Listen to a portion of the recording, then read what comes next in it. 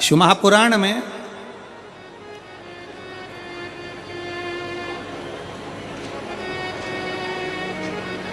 एक रावण संहिता के अंतर्गत 4 तिलक का वर्णन आता है। थोड़ा सावधानी से सुनिएगा। 4 तिलक का वर्णन रावण संहिता के अंतर्गत आता है और अथर्ववेद में भी कुछ वृक्षों की फल पत्ती का वर्णन आता है, उसका भी स्मरण इस कथा के माध्यम से। पहले नंबर का तिलक होता है सफेद आंकड़े की जड़ का तिलक। सफेद आंकड़े की जड़ का तिलक। सफेद आंकड़े की जड़ देखिए, आप लोगों ने सफेद आंकड़े का पुष्प देखा है? हम आस्था चैनल वालों से भी निवेदन करेंगे कि कथा में जिस जिस तिलक का वर्णन किया जाए उसके पौधे का दर्शन भी कराएं, जिससे लोगों को मार्गदर्शन मिले कि कौन सा पौधा बोला जा रहा है। सफेद आंकड़े की जड़ का तिलक।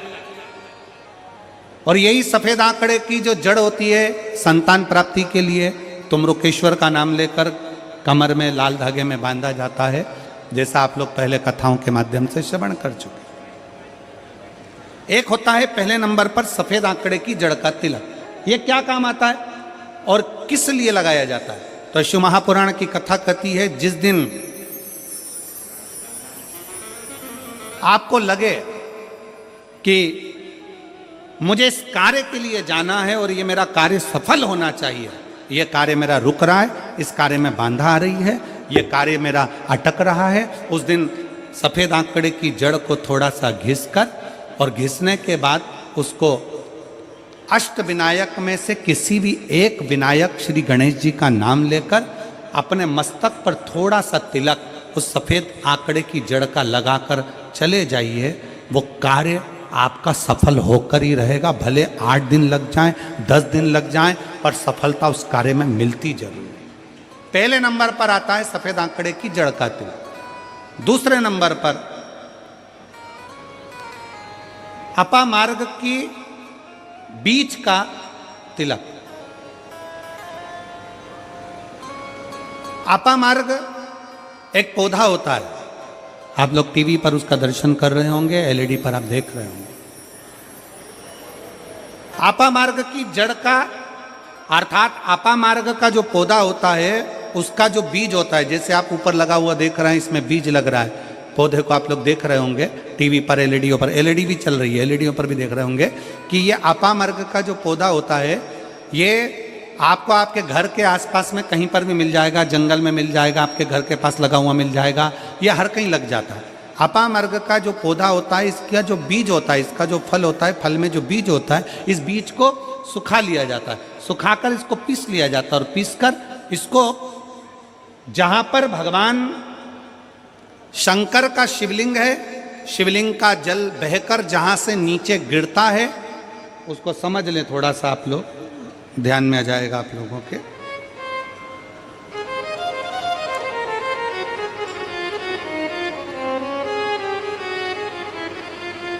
इधर देखिए, शिवलिंग की ओर ध्यान देंगे। यहां जो व्यासपीठ के सम्मुख में शिवलिंग बना है, यह शिवलिंग, और शिवलिंग के सामने से जो जल बहकर जो जल नीचे की ओर आ रहा है, शिवलिंग के सामने से जल बहकर जो नीचे की ओर आता है, ये जो भाग होता है, इस भाग पर अपामार्ग का जो बीज होता है सूखा हुआ, जिसको आपने पीसा है, उसको यहाँ लगा दिया जाता है। उसी को वापिस लेकर आया जाता है और उस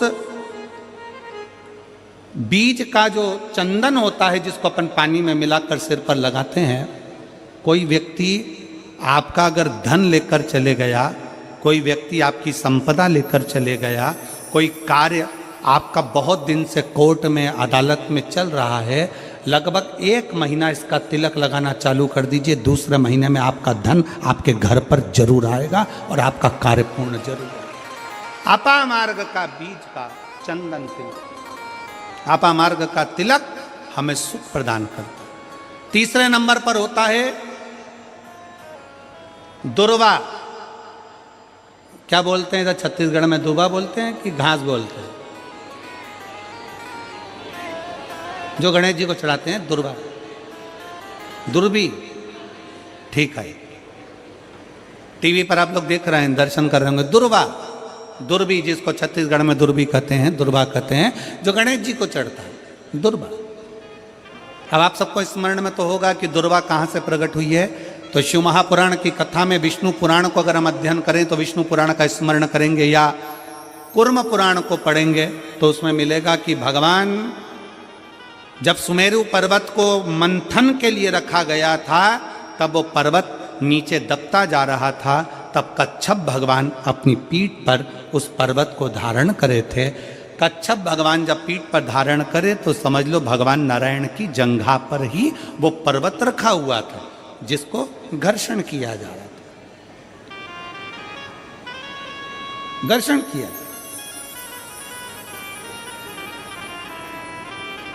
वो पर्वत जैसा जैसा घसा रहा था, रोम गिर रहे थे, उसी रोम की दुर्वा का भाव हमारे शास्त्रों में आता, उसी से दुर्वा की उत्पत्ति मानी।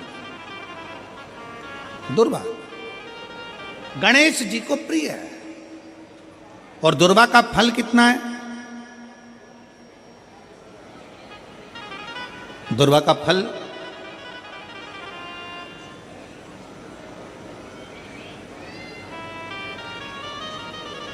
जब एक असुर ने उत्पात मचाया और गणेश जी के पास सूचना गई तो गणेश जी ने उस असुर को निगल लिया था।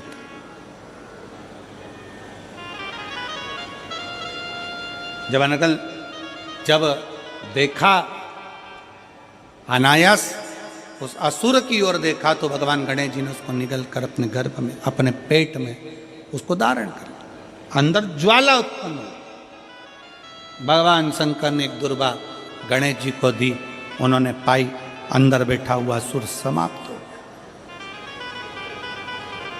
पाप कर्म हो, बेकार कर्म हो, गलत कर्म हो, असत्यता हो, या कई हमारे हाथों से हमारे द्वारा कोई पाप कर्म यदि हो जाता है, वैसे तो संपूर्ण विश्व में शिव महापुराण की कथा कहती है 4 स्थान पर प्रत्येक व्यक्ति से पाप होता है। पहला, झाड़ू लगाते समय छोटे छोटे जीव मर जाते हैं जिसका पाप माथे चढ़ जाता है। दूसरा, अग्नि जलाते समय छोटे छोटे पतंगे जल जाते हैं जिसका पाप मस्तक पर चढ़ जाता है। तीसरा, जल में कपड़े धोते समय, स्नान करते समय छोटे छोटे जीव मर जाते हैं जिसका पाप माथे चढ़ जाता है। चौथे नंबर का, चलकर जाते समय अपने पांव के नीचे, चप्पल के नीचे छोटे छोटे जीव मर जाते हैं जिसका पाप माथे चढ़ जाता है। शिव महापुराण की कथा कहती है एक दुर्वा शंकर जी को, एक दुर्वा गणेश जी को जब हम समर्पित करते हैं तो हमारे मस्तक का सारा पाप अपने आप समाप्त हो जाता है। दुर्वा में इतना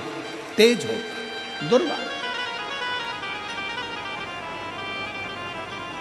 और शिव पुराण कह रही है तीसरे नंबर का तिलक है दुर्वा का। दुर्वा का तिलक, दुर्वा को चढ़ी हुई जब छोटी सी दुर्वा लेकर उसको सूखने के बाद भस्म बनाकर शंकर को चढ़ाकर उस भस्म को लाकर मस्तक पर यदि तिलक लगाया जाए, उस दुर्वा का तिलक यदि मस्तक पर लगाया जाए, कोई व्यक्ति तुमसे कह दिया कि तेरे बस का ये नहीं है, कोई ने कह दिया तू ये सरकारी नौकरी पा ही नहीं सकता, कोई ने कह दिया कि तू ये काम कर ही नहीं सकता, तू मकान बना ही नहीं सकता, कोई ने कह दिया तेरी दुकान चलेगी ही नहीं चाहे कितनी खोल ले, अगर आपका कोई आत्मबल नीचे गिराता है तो 20 दिन तक दुर्वा का तिलक यदि मस्तक पर लगाया जाए तो आत्मबल भी बढ़ता है और कार्य सिद्ध होता है। ये दुर्वा तिलक की महत्व है।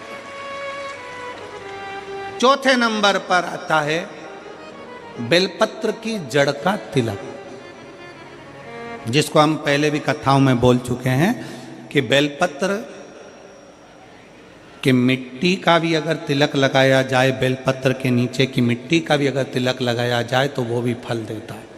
तो बेलपत्र की जड़ का तिलक तो बहुत मूल है। कभी अब मान लो कहीं बेलपत्र की जड़ ऐसे नहीं निकालना चाहिए, बेलपत्र हरा भरा रहे तो कभी उसकी जड़ नहीं निकालनी, कभी भी। मान लो कोई बेलपत्र का वृक्ष सूख गया, कोई बेलपत्र का वृक्ष अगर सूख गया है, उसकी अगर जड़ मिल गई है, तो उसको घिस कर उसका चंदन बनाकर शिव का लेपन कर उस चंदन को अपने मस्तक पर भी धारण कर सकते।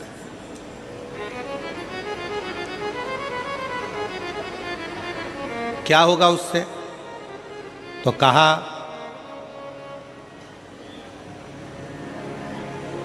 किसी व्यक्ति को कोई कार्य के हेतु आपने बोला है और वो व्यक्ति कार्य से इनकार कर रहा है, मना कर रहा है कि ये मेरे बस का नहीं है, मैं नहीं करूंगा, उठाओ तुम्हारी फाइल लेकर जाओ यहां से, ये मैं नहीं करूंगा। तुम्हें लग रहा है कि ये केस मुझे जीतना है और मैं सत्य हूं और मेरा केस मुझे जीतना है और असत्यता भारी पड़ रही है, झूठ भारी पड़ रहा है, उस समय पर बेलपत्री का चंदन का तिलक या बेलपत्री के वृक्ष की मिट्टी का तिलक व्यक्ति को सफलता जरूर देता है। उस तिलक को धारण जरूर करना चाहिए, उस तिलक को जरूर धारण। बेलपत्र का तिलक, बेलपत्र की मिट्टी का तिलक, बेलपत्र के वृक्ष के नीचे बैठकर करा गया भजन, बेलपत्र के वृक्ष के नीचे बैठकर करी गई साधना, बेलपत्र के वृक्ष के नीचे बैठकर करी गई आराधना हमें फल प्रदान करती है। और मैं संपूर्ण देशवासियों को इसके लिए बहुत बहुत साधुवाद देता हूँ, बहुत बहुत बधाई देता हूँ कि जब वृक्षारोपण कराया जाता है विठले सेवा समिति द्वारा, सारे शिव भक्त अपने अपने क्षेत्र में बेलपत्री का पौधा लगाते हैं और बेलपत्री के वृक्ष को बड़ा करते हैं। उसके लिए आपको साधुता देती है, साधुता। अपने जीते जी अपने जीवन काल में प्रयास जरूर करो कि बेलपत्री का पौधा जरूर लगाया जाए, क्योंकि जब हम भोले बाबा के भगवान शंकर के चरणों में जाएं तो शिव कृपा करें, शिव करुणा करें।